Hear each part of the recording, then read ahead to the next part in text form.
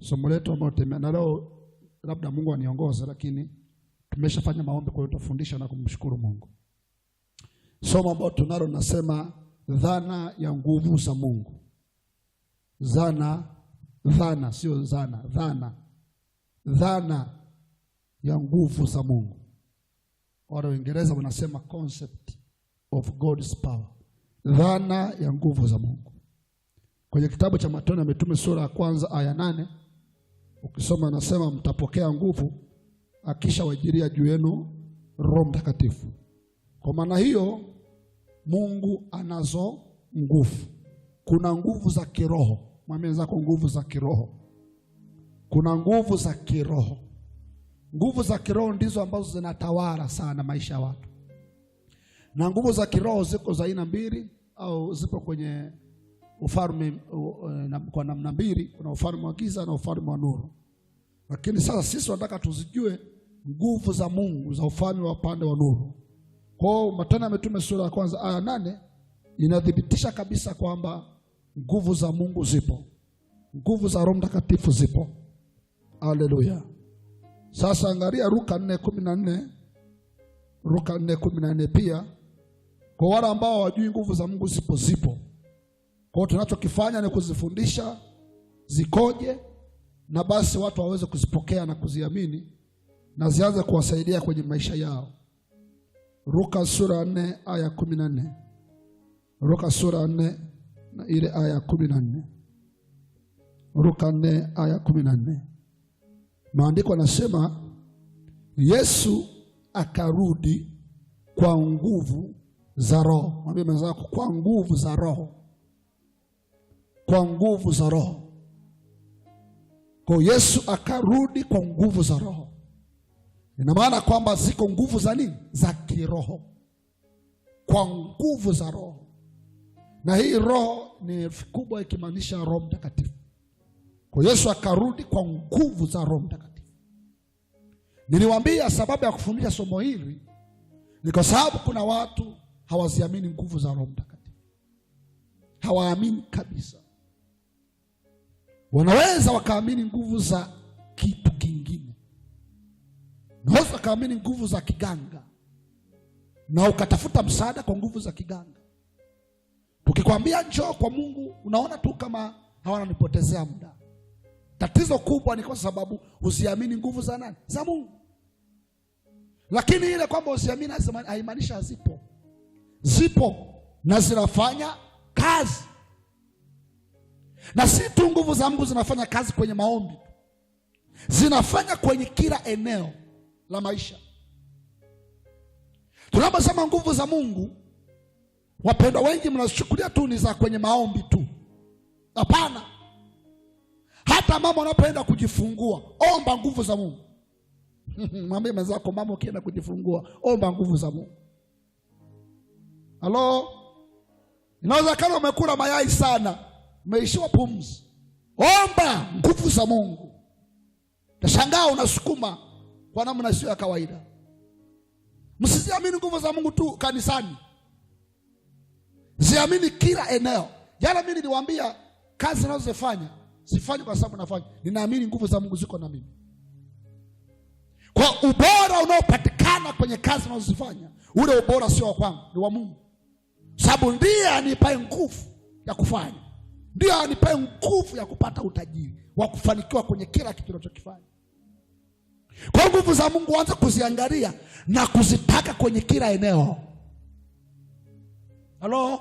Kipindi fulani nikiwa chuo, nilikuwa natafuta fedha, nilikuwa nafundisha tuition center kule kwa Dar es Salaam. Pia nilikuwa nafundisha darasani. Alafu najisikia nguvu kama nahubiri. Nikaanza kushangaa. Yaani mimi nafundisha wanafunzi, alafu nguvu inashuka nikiwa nafundisha pale. Alafu sikio napiga mahesabu kweli wanafunzi wanaelewa. Siku nikiona hiyo nguvu, hata swali gumu natoboa. Kuna siku mtoto alinipaka swali gumu, nikiliangana jua lisitoboi. Alafu Mungu ananiambia fanya hivyo hivyo, nikaanza. Hilo swali hivyo lipata, wanafunzi wote walianza kuongezeka darasani. Sababu walijua mwalimu sio wa kawaida. Ni kwa nini? Kwa sababu watu naamini tu nguvu za Mungu kwenye maombi. Kila mahali nguvu za Mungu. ziamini kwenye kila eneo. Yesu anasema akarudi kwa nguvu za nani? Za Roho. Maana kwa huyu mtu sio nguvu za Roho anaingia nazo kanisani tu. Huo na akienda sokoni zipo. Akienda kwenye harusi zipo. Unafikiri Yesu alifanya muujiza alikuwa hapa? Alikuwa kanisani? Alikuwa kwenye sherehe. Kana Galilaya. Sasa wewe ukiwa kanisani unataka unaanza kuamini Mungu yupo. Ukienda kwenye sherehe Mungu anamwacha pembeni. Na wakati napaswa kila eneo nguvu za Mungu ziwepo. Hata ukilala kitandani nguvu za Mungu ziwepo. Ukiwa na safiri nguvu za Mungu ziwepo. Si nguvu za kanisa, sio za kanisani tu. Hata ukiombea mtu nguvu za Mungu ziwepo. Watu tunawaambia njoo hapa tunaombea nguvu za Mungu. Unajua kafikiri nguvu za Mungu sisi tuna kisima cha kuchota. Tunajua kabisa zipo. Na zipo ndani yetu. Na zinaweza zikatembea zikagusa hata wewe. Kwa uamini nguvu za Mungu zipo. Wakati mwingine unapata shida, unapata matatizo, unaenda kwa waganga, ni kwa sababu uamini nguvu za Mungu. Wakati wa taabu, amini nguvu za Mungu zipo. Hata kama mambo yako yote yameharibika, amini nguvu za Mungu ziko na wewe. Wewe unafikiri nguvu za Mungu zilizomtoa Yusufu zilimkuta wapi? Gerezani. Zilimkuta gerezani kule kule. Mwingine angekuwa gerezani angesema sasa mimi ni mfungwa, si chochote, si lolote. Kwa angepuuza kutafuta imani ya nguvu za Mungu. Katikati ya gereza Yusufu akafanya mambo ya ajabu. Akafanya wonders. Hallelujah. Nguvu za Mungu hazina mipaka. Wewe ndio unawekea mipaka nguvu za Mungu. Hazina mipaka. Ukianza kuziamini, ukaanza kuzifanyia kazi, utaona zitatembea kwenye maeneo kadhaa. Mama, ukiwa shambani, usiamini ni wewe. Ukipiga jembe, imba wimbo wa kuabudu, nguvu za Mungu ziteremke. Sema haleluya. Hey! Unaimba tazama wewe ni Bwana Mungu wa wote. Hapo ukiwa unapiga jembe, ukiwa unalima, alafu uone kinachoendelea. Ukiwa unaendesha, kuna wakati mimi nakuwa naendeshaga nikafa najisikia kuomba. Najisikia kutukuza Mungu. Kuna siku pale ni Sauli kataka kuhama njia. Nimepotea kwenye uwepo na kataka kuhama njia. Kwa nini? Kwa sababu nguvu za Mungu uwe na imani nazo kila eneo. Amen. Bwana asifiwe. Cha kwanza uamini zipo na ni halisi. Biblia inapokuambia nguvu za Roho zipo. Sasa jana niliongea jambo la kwanza, dhana ya kwanza niliwaambia cha kwanza, nguvu za Mungu hazionekani wala hazisikiki, ila zinaonekana kwa matokeo. Sasa mnakumbuka? Dhana ya kwanza, nguvu za Mungu hazionekani kwa macho, ila na hazisikiki.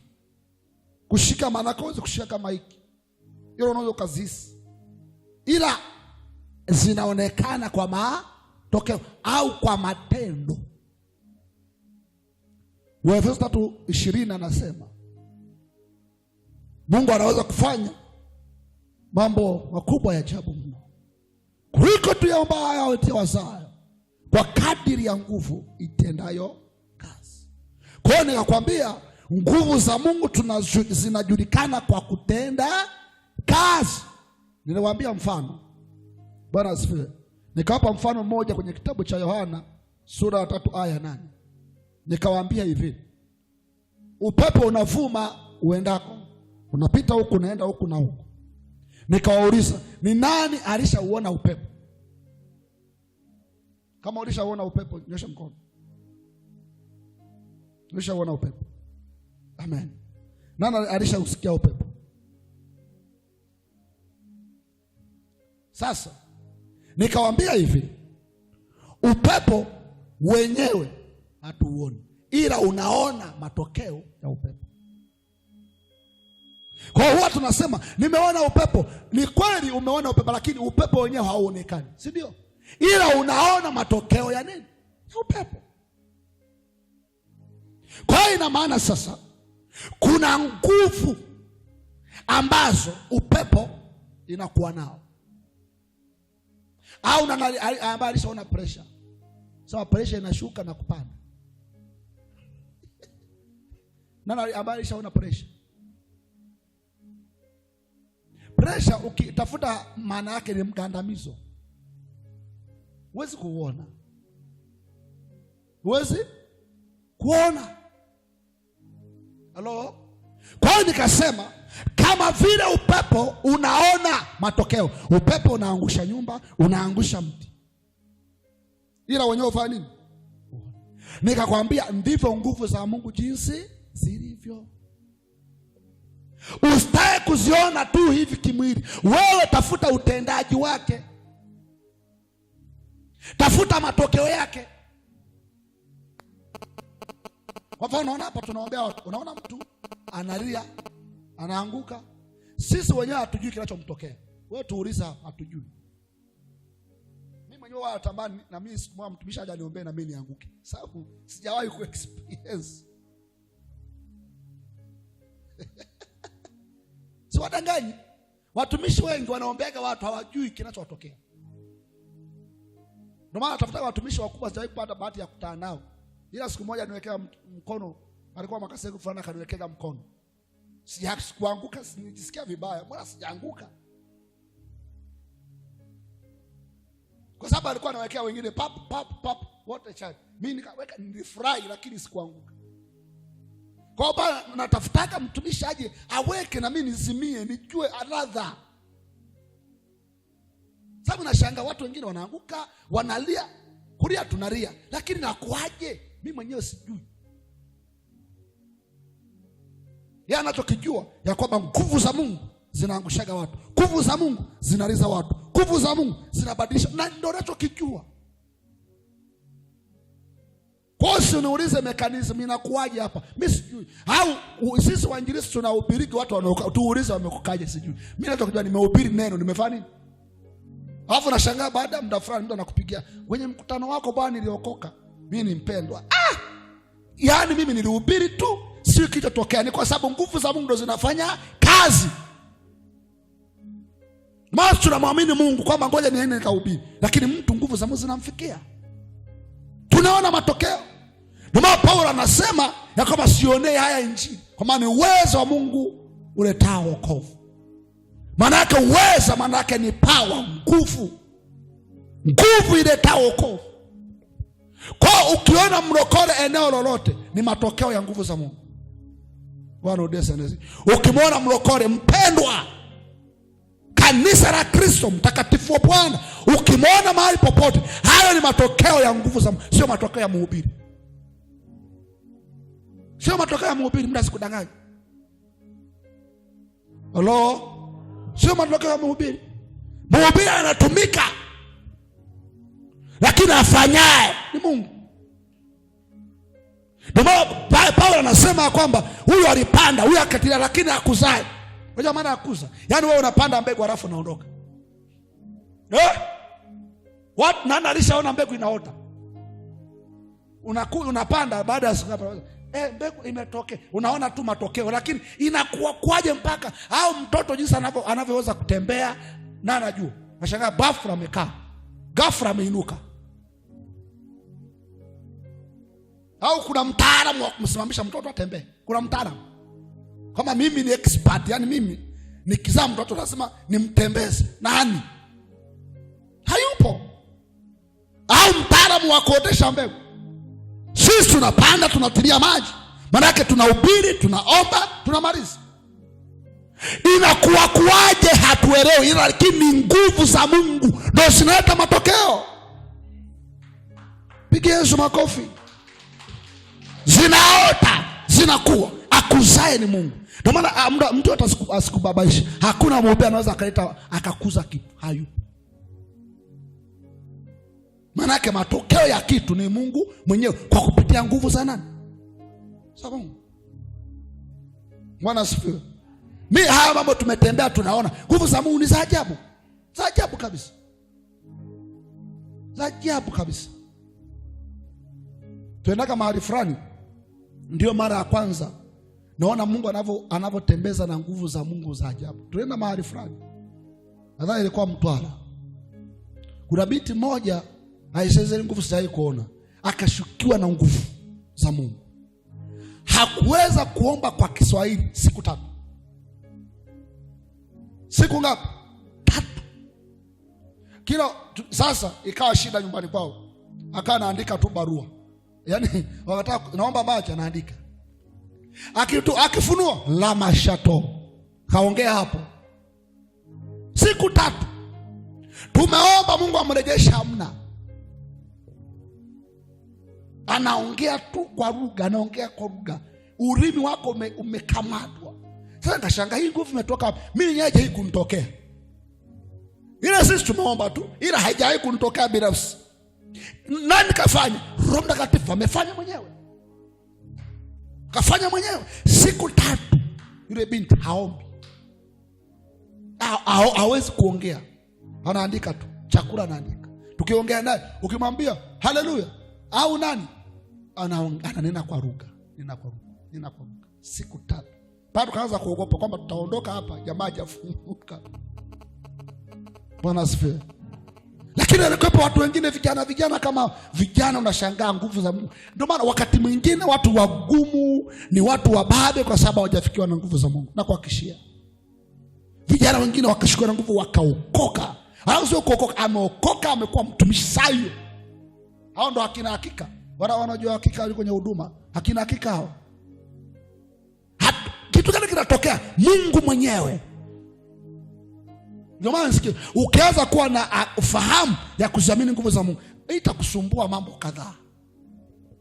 Wewe unachokiamini, nataka matokeo. Inakuwa kwaje mimi sijui. Sisi sio madaktari. Daktari ndo anakupa dawa. Amesha soma kwamba hii dawa inatibu kitu fulani, inaua kijidudu, na ndani ya muda fulani italeta matokeo. Sio hivyo. Sisi tunaombea ugonjwa, hatujui hata ugonjwa kirusi kinakofanya. Halo, pigia Yesu makofi. Dhana ya pili. Leo nataka niongee dhana nyingine 2 kwa leo. Dhana ya pili ni nguvu juu ya nguvu zote. Na hii ni muhimu sana. Ni nguvu juu ya nguvu zote.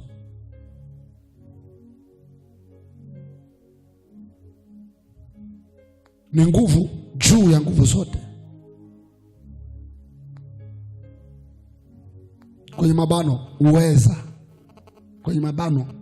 uweza.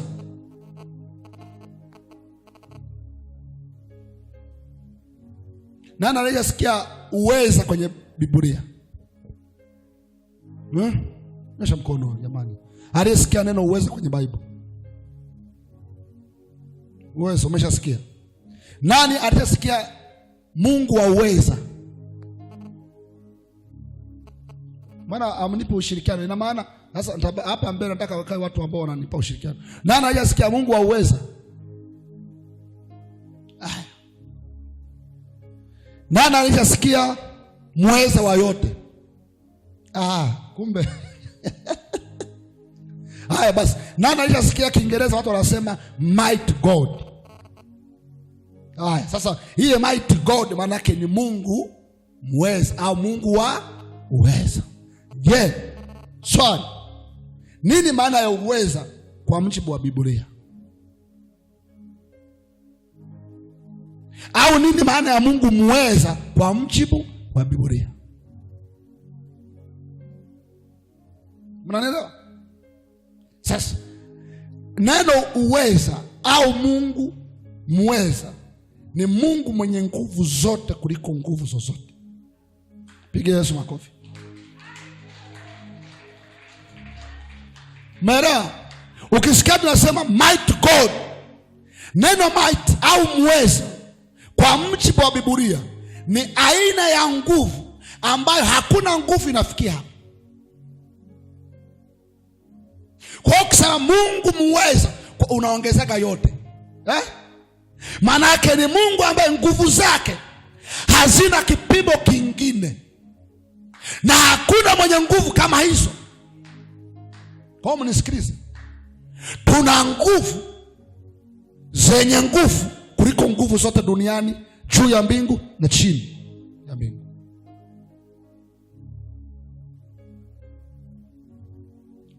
Okay, punga mkono. Okay, mnisikilize sasa. Ukimweka shetani sawa na Mungu kwenye mzani, shetani hakubali. Unalijua hilo? Yaani umweka Mungu kwenye mapambano, si ndio? Mungu huyu hapa, shetani hakubariki. Kwa hiyo mnaenda kwa waganga wa kienyeji, nyinyi mna ujinga kuliko wajinga wote. Yaani ukienda kwa mganga wa kienyeji maana yake nini? Umeenda kwa aliyeshindwa. Sema unaelewa? Kwa sababu hakuna miungu au Mungu yeyote ambaye anaweza kujipambanisha na Mungu aliye hai. Yesu Kristo hayupo. Kwa sababu kwenye ulimwengu wa roho, mnisikie, ndio maana watu wamuelewe, kwenye ulimwengu wa roho nguvu ya Mungu ina kipimo cha uwezo. But mighty God, hakuna nguvu zaidi ya hiyo. Waingereza wanasema ni overpowering. Overpowering ni nguvu kuliko nguvu zote. Hiyo ndo dhana ya nguvu ya Mungu. Hii kusaidia kwamba wakati unatishiwa na waganga usiogope, wakati unatishiwa na wachawi usiogope, wakati unatishiwa na wanadamu usiogope, maana una nguvu kubwa kuliko nguvu yoyote duniani, una nguvu kubwa kuliko nguvu yoyote kuzimu, una nguvu kubwa kuliko nguvu yoyote duniani. Pigia Yesu makofi ya shangwe, haleluya. Iko nguvu ya Bwana, ni nguvu ya uwezo, haleluya. Watu mtu unakaa unaanza kuweseka mbele ya mganga. Unajua nguvu ulio nayo wewe? Ndio maana kwa nini tunaenda mahali pa wachawi, tunafanya mikutano, tunarudi. Wewe unafikiri tunaenda kwa wachawi tu wanakuchekea? Kwa waganga wanakuchekea? Wanakushambulia, lakini nguvu ulio nayo hawana. Kwa wanapambana, wanashangaa huyu mchawi wa wapi? Bwana nguvu yake si ya kawaida. Lakini kumbe hawajui una nguvu ya uweza, nguvu kuliko nguvu yoyote duniani na ulimwenguni. Overpowering might. Ndio maana ukishajua nguvu ya Mungu ni nguvu ya zote, hauwezi kuogopa ukiwa naye. Ukisha kuwa na Roho Mtakatifu, wewe ni boss. Wewe? Okay. Waefeso 3:16. Waefeso 3:16. Nguvu ya uweza. Nguvu ya Mungu ni nguvu juu ya zote. Waefeso 3:16.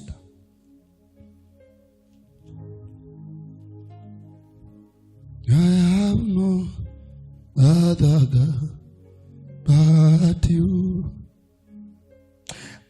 Waefeso 3:16 anasema, awajalieni kwa kadiri ya utajiri wa utukufu wake kufanywa imara kwa nguvu kwa kazi ya Roho wake katika utu wa ndani. Sasa anaposema awajalieni kwa kadiri ya utajiri wa utukufu wake kufanywa imara kwa nguvu. I say, sasa sorry, najua kuna watu na wasumbua wale wanaojua Kiingereza kidogo. Wewe kama unajua Kiingereza fungua nikuonyeshe, alafu nitakutafsiria. Sababu Kiswahili kimetumika lakini misamiati ya kutosha. Kwa hiyo Kiingereza angalau tafsiriwa kutoka kwenye Kigiriki na Kiebrania. Kwa hiyo mara nyingi kina misamiati ya kutosha. Waefeso 3:16 kwa Kiingereza sasa. Wewe nisikie tu. Na kufundisha wewe na mtu wa mtandao, ndio maana nasema angalau naye aelewe ninachokimaanisha. 3:16 anasema kwa Kiingereza, that who grant you according to the riches of his glory to be strengthened with might by his spirit in the inner man. Anasema with might, sio with the power. Sasa mnisikilize. Hapa anasema kwa nguvu, utu wetu wa ndani unaimarika kwa nguvu. Kiingereza anasema by might. Maana yake mnisikilize, nguvu tulionao ndani inayotuimarisha ni nguvu ya uweza. Piga Yesu makofi, sio kama unanielewa. Nguvu unaoipokea ndani ambayo inatufanya tuwe majasiri huku ndani huku na kufurika ni nguvu ya uweza. Maana yake ni nguvu kuliko nguvu zote duniani, ulimwenguni, kuzimu. Nguvu iliyoko ndani ni nguvu juu ya nguvu yoyote. Ndio maana unapokuwa unanena kwa lugha, unachokitoa huku, unapokuwa unaomba, unachokitoa huku ndani sio nguvu ya kawaida, haina kipimo cha kibinadamu. Wala shetani hawezi. Nguvu inayotoka ndani yako. Kwa nguvu tulionayo ni sawa na nguvu ya Mungu alionayo. Mpige Yesu makofi. Hiyo ni raha iliyokoje, kwamba una nguvu sawa na nguvu ya Mungu alionayo. Una nguvu ya uweza. Paulo anasema ijapokuwa utu wetu wa nje unachakaa, lakini utu wetu wa ndani unaimarishwa kila siku. Unaimarishwa na nini? Unaimarishwa na nguvu ya uweza. Unaimarishwa na nguvu kuliko nguvu zozote. Overpowering power, mighty power. Nguvu ya Mungu ya uweza iko ndani yetu. Jiangalie. Mwambie wenzako jiangalie sawa sawa wewe. Mambo ya kusema mimi sisimizi achana nayo. Mambo ya kujiona mnyonge achana nayo wewe. Piga Yesu makofi. Wewe sio mwepesi hata kidogo. Wewe sio mwepesi hata kidogo. Ndio maana wakati mwingine mtu anaponishia, anaponiambia, naposema si utauawa, na muangaliaga hiyo anasema wewe hujui. Labda sijui sehemu ya kutafuta. Ni kuendelea kwenye madhabahu namna hii, hizo nguvu za Mungu hizo zilizoko ndani zikatibuka. Huwezi shindana na Mungu kashinda. Huwezi kushindana na mtu wa Mungu kashinda, lazima utapigwa ngwala, utapigwa ngora ambayo haijawahi kupigwa. Sema haleluya, haleluya. Shindana na mtu wa Mungu hapana. Wewe mwenyewe jione wewe ni mtoto wa Mungu. Nguvu iliyoko ndani ni nguvu kuliko nguvu zote. Might.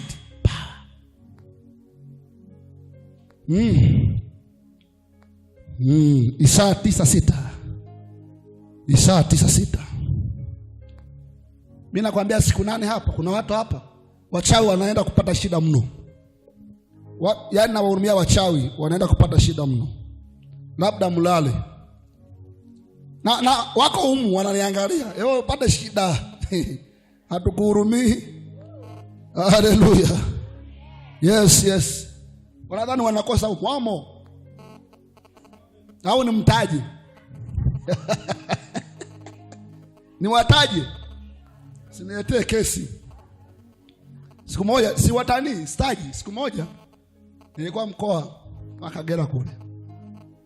Sasa usiku akaja mwanamke, nikamfahamu. Akaja kunipa kitambaa mkononi. Kwa sababu nilikuwa nafanya mkutano sehemu ile. Kanipa kitambaa, aliponipa kitambaa mkononi, nikaishiwa nguvu.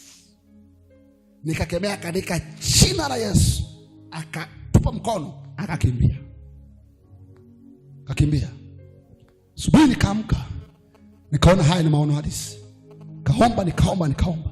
Akanipigia binti moja tulikuwa naye kwenye maombi. Kipindi kile nilikuwa sijaoa. Kwa hiyo nilikuwa na binti kwenye maombi namna hii tunaombeana nini. Pia akanipigia. Mtumishi uko anambia, nimeona mkono wako unapooza. Akamwambia ni kile ambacho nimeona usiku. Basi baada hapo nikaenda kwenye mkutano. Ndipo kwenye mkutano na ubiri namna hii, yule mama akaamka. Tena alikuwa hajaja kwenye mkutano. Akaa anapanda mlimani namna hii, anakuja moja kwa moja nilipokuwa. Anaenda kunipa mkono vile vile. Kunipa kitambaa kama nilivyoona. Sasa nikaona hapa siwezi nikamzuia. Mungu akanipa hekima, akaniambia maliza kuhubiri. Nikamaliza ghafla pap, nikakata. Ghafla watu wakashangaa. Nikamwambia simameni wote. Waliposimama watu wote, akarudi nyuma. Akaingia kwa watu namna hii. Nikaanza sasa kugonga injili, kumnyokea yeye. Pale. Piga akasema jana una mwanamke mchawi namna hii na hii. Piga pale, nikampiga paka karibia pose, nikapiga. Baada ya pale kafunga mkutano nikaondoka. Usiku napigiwa simu na watu. Tumishi tumemjua kaambia acha umbea. Tumemjua acha umbea. Sikuongea. Watu tumemjua acha umbea. Mimi asubuhi nikawa nasafiri. Nikapigiwa simu, mama ameenda polisi. Yule mama nenda polisi kwenda kulishtaki kwamba nimemaibisha, yeye ni mchawi. Wakamuuliza, alikusema? Anisema. Ulijuaje? Anihubiri. Alikuhubiri? Haitaja jina lako? Amna. Wakamwambia ondoka hapa, utapotezea muda. Wakamfukuza polisi. Kumfukuza. Kilichoniokoa, sikumnyoshia kidole, sikumtaja, sikumsema. Ni Mungu hekima alinipa. Nikajifunza wakati mwingine mambo ya cross, usipokuwa na hekima unaweza kusababisha umwili unafungwa gerezani. Nani kamwambia mchawi huyu hapa, mkaenda mkampiga mawe na nikafungwa mwenyewe. Kwa hiyo maana tuwatajiki. Ila sio kama tuwajui, tunakuwa tunawajua wakati mwingine. Bwana asifiwe. Sasa Isaya 9:6. Maana kwa ajili yetu mtoto amezaliwa, tumepewa mtoto mwanamume, na uweza wa kifalme. Piga Yesu makofi. Na uweza. Unaona neno hilo? Na uweza wa kifalme. Alafu anaendelea kusema utakuwa begani mwake, naye ataitwa jina lake. Angalia jina lake, Mshauri wa ajabu, Mungu mwenye nguvu. Sasa tulia. Hiyo neno Mungu mwenye nguvu sio Mungu mwenye nguvu za kawaida. Amesema mighty God. Piga Yesu makofi. Okay, wao nikuonyeshe wale ambao tusome Kiingereza hapo. Nataka nikuonyeshe hata kwenye mtandao mtu aelewe. Tunaposema nguvu za Mungu ni za namna gani? Ni nguvu kuliko nguvu yoyote. Isaya sura ya 9. Sina Biblia ya Kiingereza ya hard copy, ndio maana nasomea kutumia simu. Situmiagi simu madhabahuni. 9:6. Unaona ile neno Counselor, the mighty God. Umeona? Kwa hii iliyotumika hapa, Yesu alipozaliwa ni Mungu mwenye nguvu. Maana yake ni Mungu mwenye nguvu zaidi ya nguvu zozote. Mighty God. Kwa hiyo sifa ya Mungu wetu kupitia Yesu Kristo ni Mungu ambaye nguvu yake hailinganishwi na nguvu yoyote ile. Kwa maana hiyo Yesu anapokuokoa si tu kwamba anakupa nguvu, hapana, anakupa nguvu kama alionayo yeye. Kwa sababu Biblia inasema tumepewa mtoto mwanaume ambao ni Yesu. Huyu Yesu ndo anatuokoa. Huyu Yesu ndo ameruhusu Roho Mtakatifu aingie ndani. Kwa akiingia ndani na sisi tunapewa nguvu ya uweza. Piga Yesu makofi. Nguvu ya uweza. Mighty power, nguvu ya uweza. Hallelujah. Hallelujah. Ongeza makofi kwa Bwana. Ukiweka nguvu ya Mungu kwenye mizani, nguvu ya Mungu inashinda. Ukiweka nguvu ya Mungu kwenye mizani, nguvu ya Mungu ndo anakuwa mshindi. Ndio maana nisikilize. Mimi naelewa. Tukianza semina namna hii, huwa tunapata shida mwanzoni. Tunapambana sana. Ila huwa anachokijua mwishoni watasarenda. Yaani hiyo ndo kanuni tu. Mahali popote unashindana na nguvu nyingine, huwa na hakika utapata shida mwanzoni. Utapambana. Unajua kwamba mko kwenye ulingo, mko mnacheza nini? Mpira. Subiria dakika 90 ndio utajua aliyefunga ni nani. Utajua aliyefunga ni nani. Subiria dakika 90 tu. Ni jambo la muda. Ndio maana mahali popote umepitia ugumu, wachawi wamepambana wewe, au waganga, au mtu amekwenda kwa waganga, wanafanya urosi juu yako, uganga juu yako, usiogope. Wewe pambana. Usichoke, pambana. Watapambana, watakuharibia vitu. Nenda. Mwishoni wanaamshika mikono na kukimbia. Mwishoni wanasema hapana, hiyo nguvu sitaki kuiona mahali popote. Wanakimbia na kukuachia mambo yako. Wanakimbia na kukuachia familia yako. Wanakimbia na kukuachia mume wako. Kwa sababu una nguvu kuliko nguvu. Wewe utasema wewe haleluya. Hiyo nguvu ndio sio kawaida. Mimi najua. Kwenye mizani wataingia. Ndio mchawi hata uwe nani atakujaribu. Atakujaribu. Ofisini wakishindana na wewe, usikubali kushindwa. Wewe ni mshindi tayari. Ndio maana Biblia inasema watoto wadogo msiogope, mmemshinda au mmeishinda dunia. Na aliyoko ndani yenu ni mkubwa kuliko aliyoko nje. Ukishampokea Mungu anakupa nguvu ya kushinda. Ndio maana mlokole upaswa kushindwa. Mimi sishindwaki. Mimi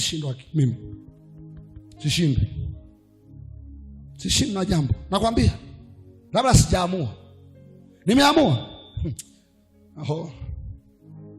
Sishindwi. Pia nataka nioe. Nilikuwa sina hela. Alafu rafiki zangu wana kazi, wananiambiaje? Hasa mtumishi una kazi, sisi wenye kazi tunaogopa kuoa. Wewe je? Naambia mtaelewa. Mimi nikaanza yani sina hela. Wala sina chanzo cha hela. Nikaingia kazini. Pambana. Mimi niishi tu ya maombi na kumtegemea Mungu. Sina hela, kazi yangu ni huduma. Na nisikilize, sio kwenye huduma wakati mwingine tunajitoa. Ndio kwenye huduma tunapata hela sana. Wewe. Kuna wakati Mungu atakupa hela. Lakini kuna wakati Mungu atakufundisha. Anakufundisha imani. Konga sina kitu chochote. Kaanza kuomba. Baadaye nikaingia kumvalisha binti pete. Ilikuwa nataka sio 70 mnunulie gauni na pete na viatu kumvalisha. Hiyo hela yenyewe sina. Hao zimebaki siku 2. Mchungaji wangu ananiambiaje? Siku ile si sawa, si mnaendelea na engagement yeye. Wala mjua Pastor Isa ndio kipindi kile alikuwa anaendelea. Sawa. Niko tayari kabisa. Alafu siku moja kabla sina hela. Na engagement inafanyika kesho. Ghafla yeye anapatikana. Napata mawazo, mwambie mtu fulani kesho nafanya engagement. Pigia, kesho nafanya engagement. Mtumishi yeye anafanya engagement. Akanitumia hela. Kuomba na anafanya hiyo ikatoka. Sasa ikaenda kutafuta mahali. Kaenda Kigoma kule wakanipiga milioni 4. Sasa milioni 4 kwa mtu ambaye ana hela, yani anaona kama bilioni. Wewe unaweza kuona milioni 4 leo kwa sababu hela ipo. Mtu ambaye hata raka ashiki aiseni hela nyingi mno. Hela nyingi mno. Kwa hiyo nikakasirika sana, nikaanza yani hao watu kabisa hiyo mimi naona milioni 4 yote. Kakasirika. Na alienda mama kufuatilia hiyo mahali. Nikaanza kwenda kwenye maombi. Sina hela, mimi namwambia Mungu fungua malango, Mungu fungua malango, Mungu fungua malango, Mungu fungua malango.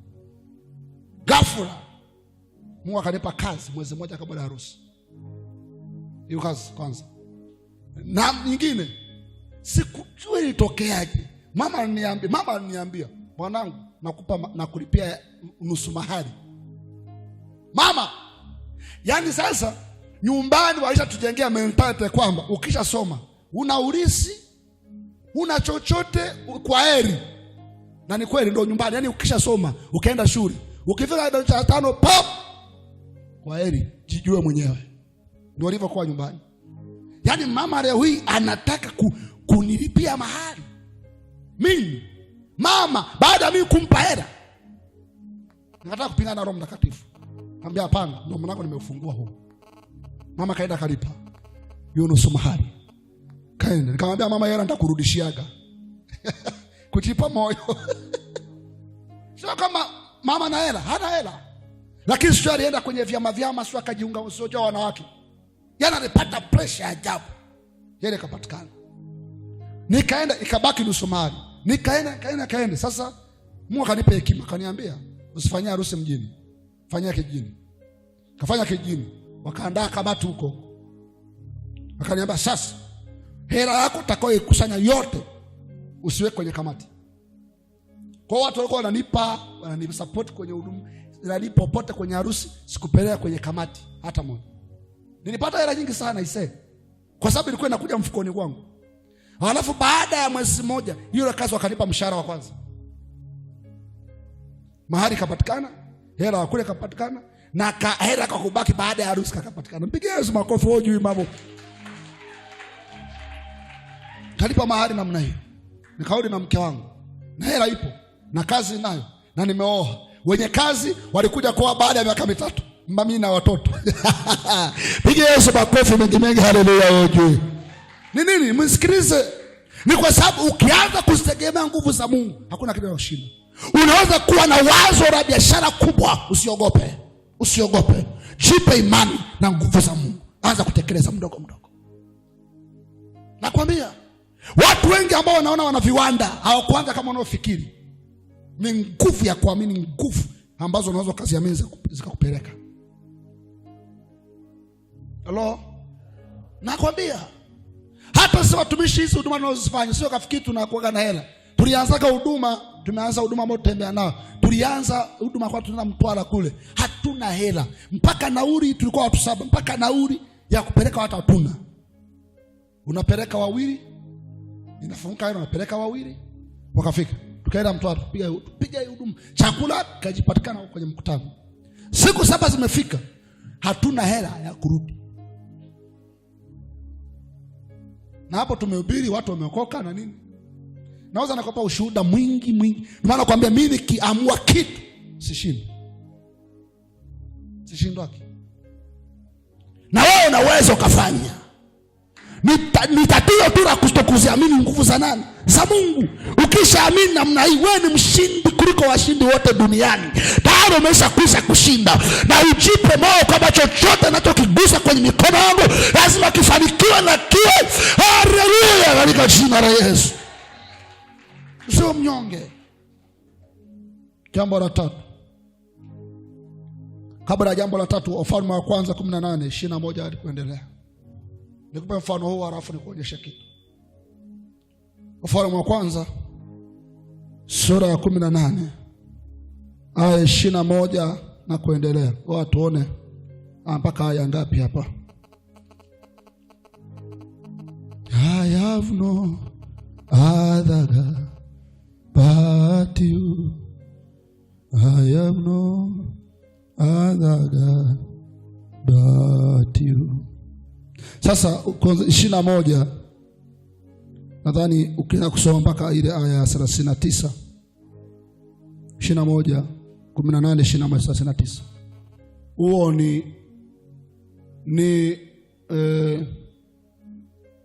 ni mechi au ni sehemu ambapo Biblia inaonyesha ulinganifu kati ya nguvu za Mungu na nguvu za kishetani. Sawa? Ukisoma Wafalme hii ni sehemu inakuonyesha kama Mkristo ulinganifu kati ya nguvu za Mungu na nguvu za kishetani. Ndio maana nimekuambia nguvu za Mungu ni nguvu kuliko nguvu zote. Kumbuka, adui wetu wa kwanza angalau mwenye nguvu ni shetani. Lakini Mungu wetu nguvu zake ukiziingiza kwenye mizani na nguvu za giza, nguvu za Mungu ziko juu ya nguvu zote. Sasa kwenye Wafalme wa kwanza 18 ni habari za Elia na bahari. Sasa mnakumbuka?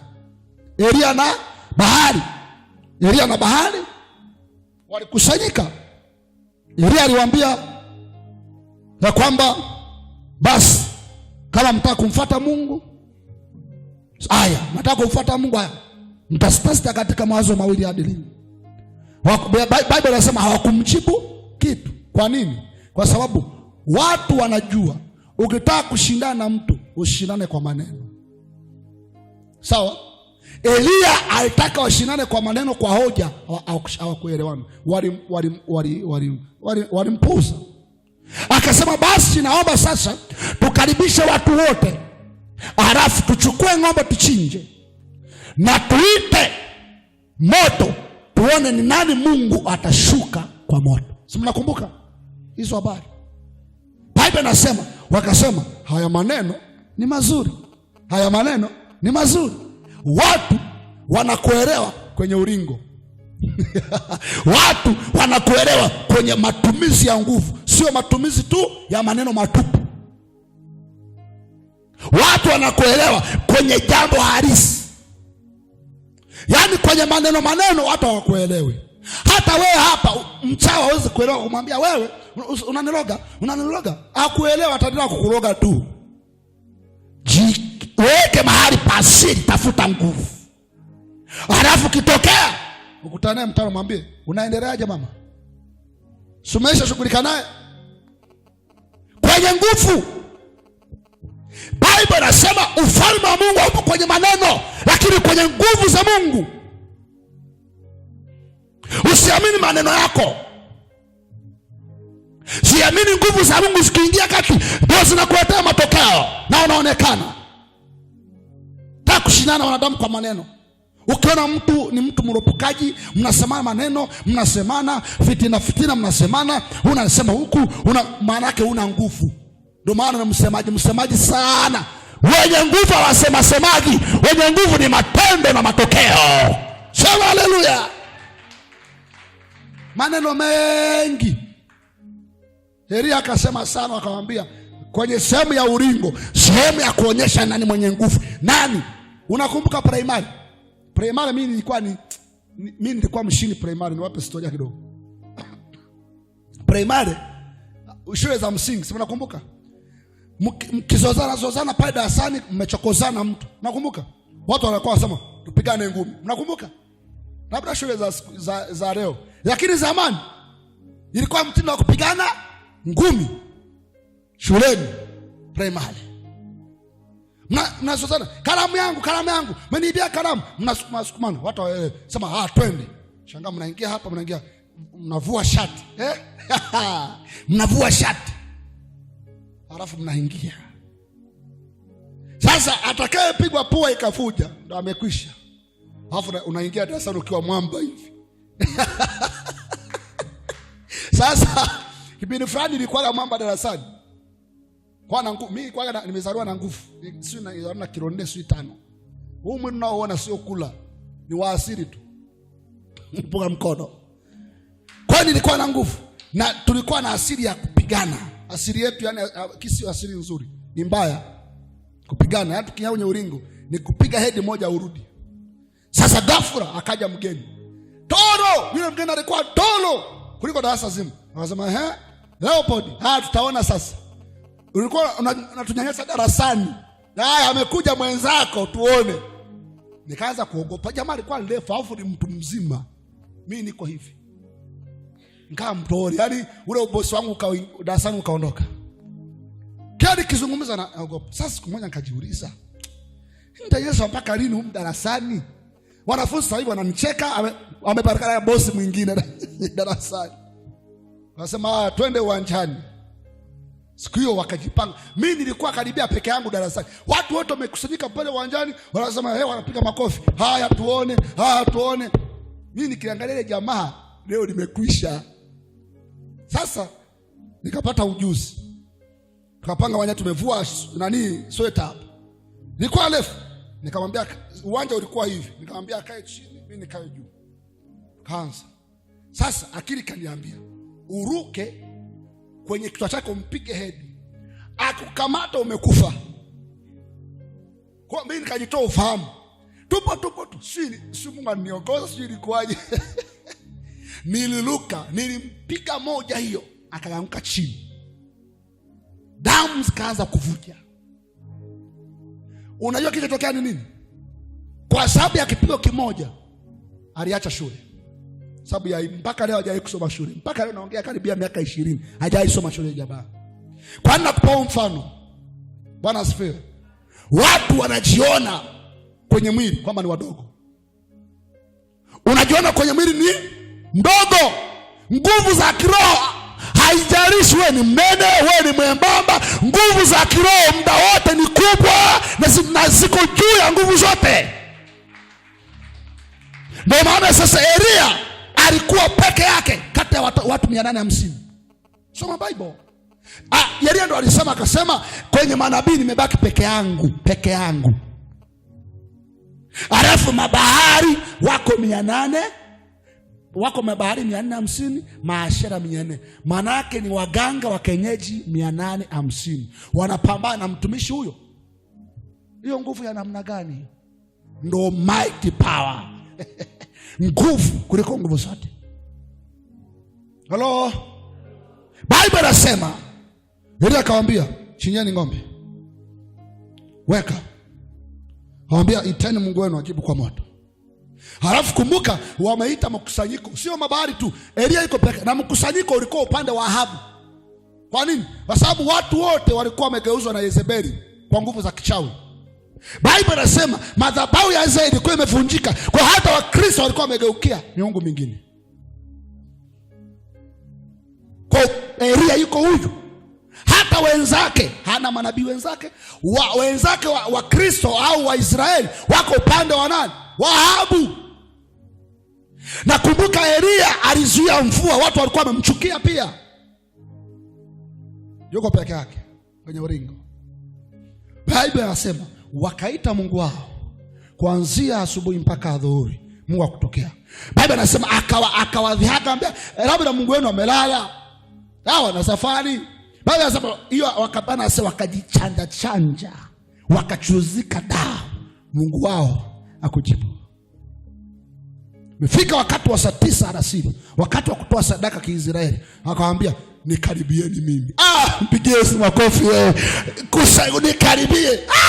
Jamaa alikuwa ni hatari. Nikaribieni mimi. Huyu jamaa anajua nguvu alionayo. Anajua nguvu alionayo ni kubwa kuliko nguvu zote. Alikuwa anajiamini kwa sababu anajua ana Mungu mwenye nguvu zote. Sema haleluya. Nikaribieni mimi. Sogea. Alafu kwa dharau akamwambia, chinja ng'ombe. Dharau. Akamwambia, wekeni mapipa ya maji. Piga Yesu makofi. Weka mapipa ya maji. Wao maana yake wasije wakasingizia amepiga kiberiti. Wasije, kwa sababu kiberiti kwenye maji akiwaki, si ndio? Kwa akaweka mapipa ya maji. Sio tu pipa la kwanza, akamwambia pipa limeisha, wekeni la pili. Wekeni la tatu. Bible akasema, Mungu wa baba zetu, Mungu wa Isaka, Yakobo. Akaomba. Bible anasema na ijulikane leo. Maana yake nini? Ijulikane mwenye nguvu ni nani, ijulikane mshindi ni nani, ijulikane Mungu wa kuabudiwa ni nani, ijulikane mahali pa kukimbilia ni nani, ijulikane Mungu ambaye anaweza akashinda ni nani, ijulikane. Ndio maana wakati mwingine ifike mahali useme, kwa hali hii itajulikana. Sio kwa maneno, kwa matendo ijulikane. Bible inasema akaomba. Biblia inasema moto ukashuka, ukaramba, sio sadaka tu, ukaramba sadaka, ukaramba na mawe. Piga Yesu makofi ya shangwe. Haleluya. Moto wa Mungu ukishuka, unakula kila kitu. Unakula waganga, unakula wachawi, unakula vinyamkera, unakula maneno ya wanadamu, unakula kila kitu. Sema haleluya.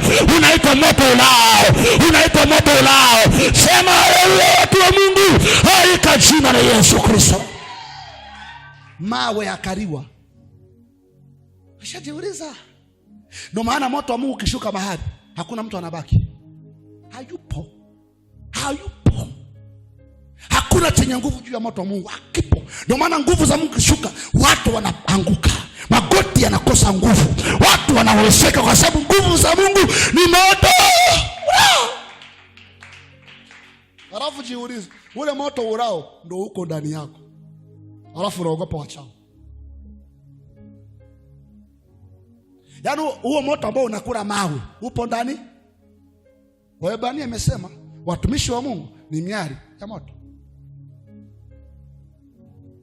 Alafu kweli unaenda kwa Karumanzira pale mwenye vipepo tu viwili, vijini vitatu vile, ukikemea vinakufa hapo au vinakimbia. Unapiga magoti. Mume wangu ananisaliti, ndoa yangu ikaribu kufa. Una matatizo wewe, hujui nguvu ulionayo. Ndio kaka Manzira na watoa na mbuzi yako na sadaka, na wakati una moto huu ndani. Ndio maana Mungu anakasirika sana. Ndio maana dhambi kubwa ambayo Mungu anakasirika ni kuabudu miungu mingine, wala sio uzinzi. Soma Bible. Uzinzi unakuharibu wewe, zinaa inakuharibu wewe. Ndio maana toba ya zinaa inashughulika na wewe kwanza. Toba ya Mungu inagusa Mungu. Hello? Ndio sehemu pekee Mungu anayokuwa na wivu ni pale ambapo umeenda kwa Mungu. Biblia ni sawa na kuwa kusaliti ndoa. Yani kuacha, unishaona unaona, yani mtu ambaye una mke wako mnapendana alafu akakusaliti au mume, unajisikiaje? Mimi sijui na sitaki iwe. Mimi sijai kugusaga hivi vitu, sielewi. Kusalitiwa ndio Mungu anavyojisikia. Kwa sababu Mungu anaangalia nguvu nilizo nazo. Hawa watu wanasijua hizi nguvu au wanatania. Anajua kabisa nguvu nilizo nazo, hao wachawi wanaziogopa. Hao waganga wanaziogopa. Nisikishuka wanakimbia na kuwezeka. Sijawahi shindwa. Kwa nini mtu anakataa kusiamini nguvu zangu? Watu mko hapa, unakubali kwenda kwa miungu, unakubali kwenda kwa mizimu, alafu kumbe iko nguvu inayoshinda mizimu, iko nguvu inayoshinda waganga, iko nguvu inayoshinda wachawi. Hauelewi.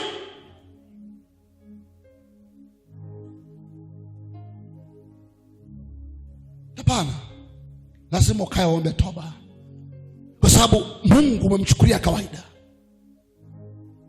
Ukujua hiyo nguvu ipo.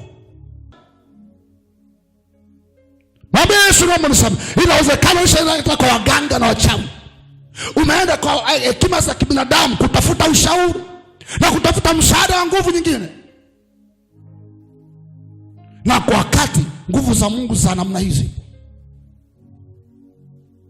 Sikujua na nipenda na hii. Mungu anatupenda. Ametupa neema yake. Amekufa msalabani. Yesu alipopaa akamwachia Roho Mtakatifu juu yetu, akakaa ndani yetu.